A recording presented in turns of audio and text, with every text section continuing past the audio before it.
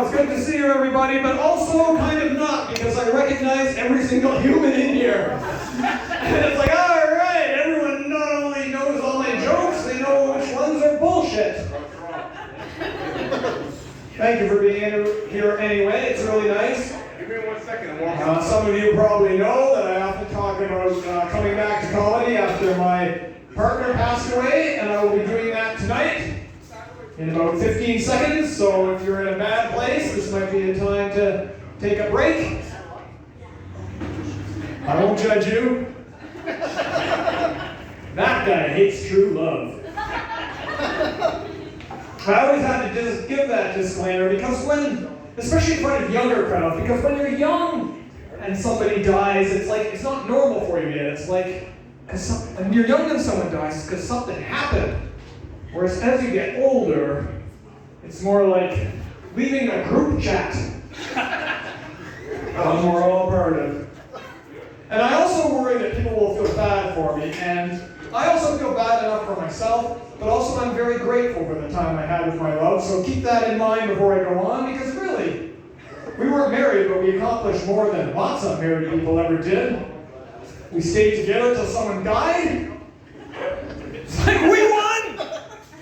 Wedding ring, I got a championship ring.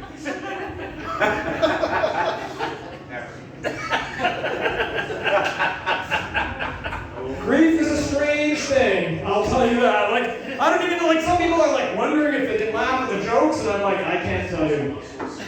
I think you can, I'm telling them, but they say there's no wrong way to grieve, but even I worry about that door open getting hauled off by the bereavement cops for possession of dead girlfriend jokes, intent to distribute.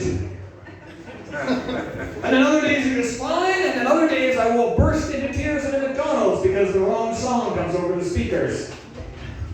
Just wiping my tears with a McDouble wrapper.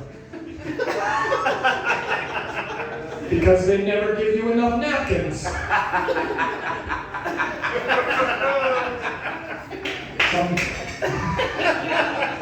Some of you are laughing, some of you are too distracted wondering what the song was. I'll never tell. It was a weekend, it was Call Me By Your Name. Call Me By Your Name. I know it's been about a year, and I'm trying to think, I've been thinking about dipping my toes back in the world of pornography. Because I'm getting horny, but I'm not emotionally available to date. It is awful, Instagram. It wouldn't be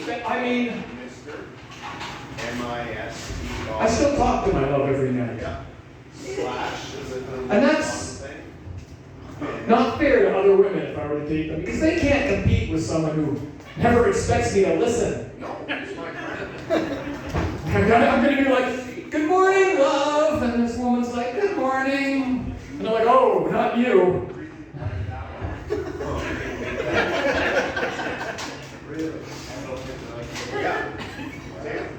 Sorry, I'm analyzing it. Was that laugh because of the lack of laugh? Or was that laugh because the joke was funny? It took a second to drop. I'll pass out question cards after the show. There's an entire comedy class in the front row taking notes, and I'm like, this is not an appropriate test of this material! I'll just see.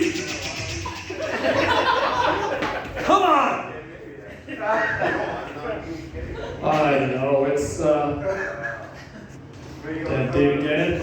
It's weird, I can't even have sex again, I'm scared, every time because I remember what happened to the last woman I had sex with. Every time I put on a condom, I feel like I'm looking at a tiny Grim Reaper. It's scary. What if I fall in love with the next woman I date? A man only has, and she dies too. A man only has so much urn space. What am I supposed to do? If I outlive the 10 Bluebeard Broderick with his wives all lined up like commemorative pint glasses. I don't know, maybe you're supposed to space them out in between Lego castles or build a tower out of them. What if they don't get along? Are they supposed to be guests at a wedding? You're supposed to spread them out throughout my little basement suite, sad Easter eggs.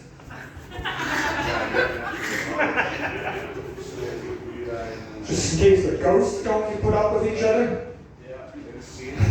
Which is scary, because what if the ghosts do get along, just hovering above me, talking shit when I'm joylessly humping my mattress, watching Pornhub, just like, slutty stepsis?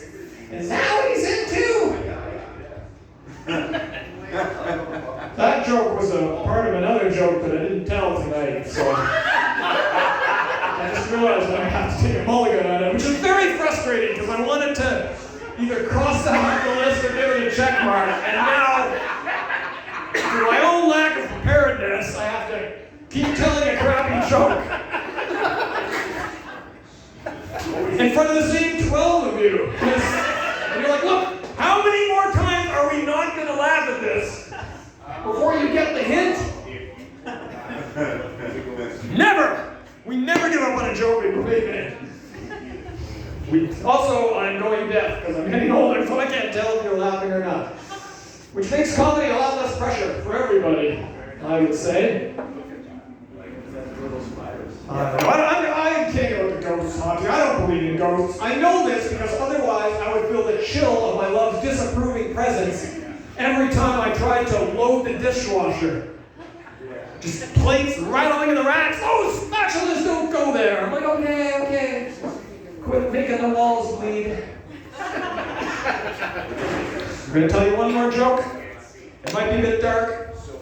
Brace yourselves. But I think it's kind of affirming because one of the things you learn going through this stuff is about love and how loving people sometimes means loving them in the way that they're capable of receiving as opposed to loving them with the love you want to give them. Like things change and you have to change with them, and it's a beautiful thing. I was happy to be there, but there's also hard moments. Like at one point she had this port put in her body, and I guess if it would, and she was like, we have to be careful because if it gets jarred, it could scar me, so we have to be careful on the athletic sex. And the fact that she said athletic sex made me love her so much. I'm like, yeah, that's me, baby. And she also explained that it was chemicals going through that. Boy, you just walked in at a bad time. Is he talking about what I think he's talking about? Anyway,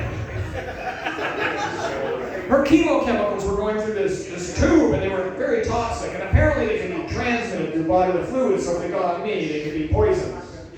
Which makes me question why they're giving them to her, but anyway, the point I'm trying to make is she was very clear to me.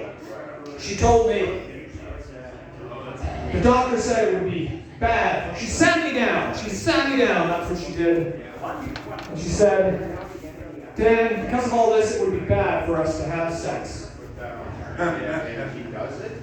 In fact, it would be more than bad. It would be, extremely wrong. Not just wrong, but maybe a little, That's what I said. That's dangerous. Alright, so she got a little scar, but it all worked out. Thank you so much, everybody. I really appreciate the feedback.